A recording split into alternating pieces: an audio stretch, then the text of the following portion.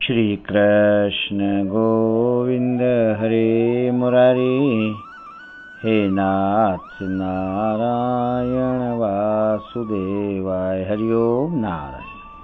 अष्टावक्र गीता प्रकरण 17, सूत्र 8। अनुवाद। इस ज्ञान से कृतार्थ अनुभव कर गलित हो गई है बुद्धि, जिसकी ऐसा कृत्य कार्य पुरुष देखता हुआ, सुनता हुआ, स्पर्श करता हुआ, सूंघता हुआ, खाता हुआ सुखपूर्वक रहता है। व्याख्या। एक ही चैतन्य आत्मा इस संपूर्ण सृष्टि का आधार है। इस चेतना से सर्वप्रथम बुद्धि उत्पन्न हुई। इस बुद्धि से अहंकार उत्पन्न हुआ तथा इस अहंकार के कारण जीव ने अपने को उस चैतन्य आत्मा से भिन्न अनुभव किया। यही अज्ञान उसका पाप बन गया। बाइबल में भी ऐसी कथा है कि आदम ने बुद्धि का फल खाया, जिससे उसे स्वर्ग के बगीचे ईडन से नीचे गिरा दिया गया। यही उसका मूल पाप था। यह बुद्धि उससे विराट आत्मा की एक छोटी सी किरण है। आत्मा महासागर है तो बुद्धि चम्मच जैसी। बुद्धि छोटा पैमाना है, छोटा तराजू है, जो दुनिया के छोटे मोटे कार्य के लिए पर्याप्त है, किंतु उससे उस विराट चेतना को नहीं नापा जा सकता। मनुष्य इस बुद्धि से परमात्मा को नापना चाहता है, इसीलिए चूक जाता है। बुद्धि तर्क वितर्क, सोच विचार, प्रश्न उत्तर, चिंतन मनन, निर्णय कर सकती है। अच्छे बुरे, अशुभ शुभ का भेद कर सकती है। वह गणित जैसा कार्य कर सकती है, किंतु इससे विराट नहीं जाना जा सकता है। इससे समग्र को नहीं जाना जा सकता है। अस्तित्व अखंड है, अविभाज्य है, अनंत है। उसे बुद्धि से जानना असंभव है। चेतना बुद्धि से पार है।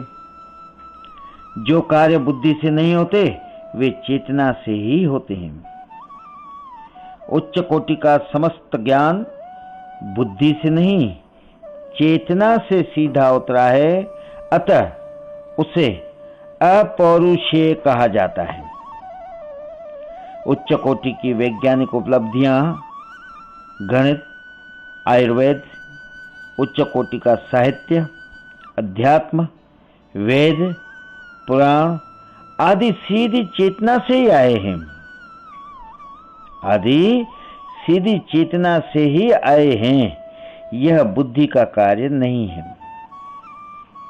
इसीलिए सामान्य ज्ञान के लिए बुद्धि पर्याप्त है, किंतु आत्मज्ञान में इस शूद्र बुद्धि का स्थान उस विराट चेतना ले लेती है।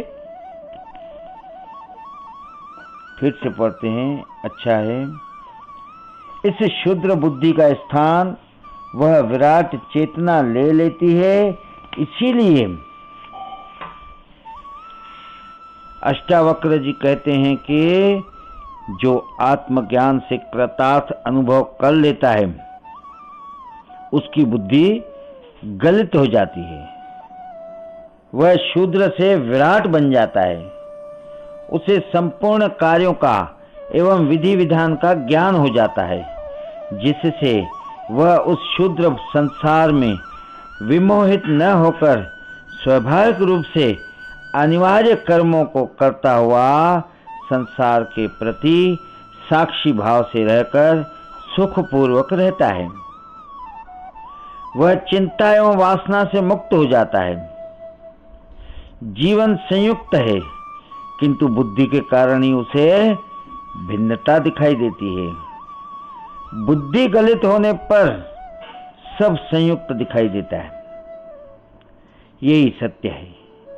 यही ज्ञान है। जहाँ बुद्धि की सीमा समाप्त होती है वहीं चेतना का अनुभव होता है। जहाँ बुद्धि की सीमा समाप्त होती है वहीं चेतना का अनुभव होता है। श्री कृष्ण गोविंद हरे मुरारी, हे नाथ नारायण वासुदेवाय। हरि ओम।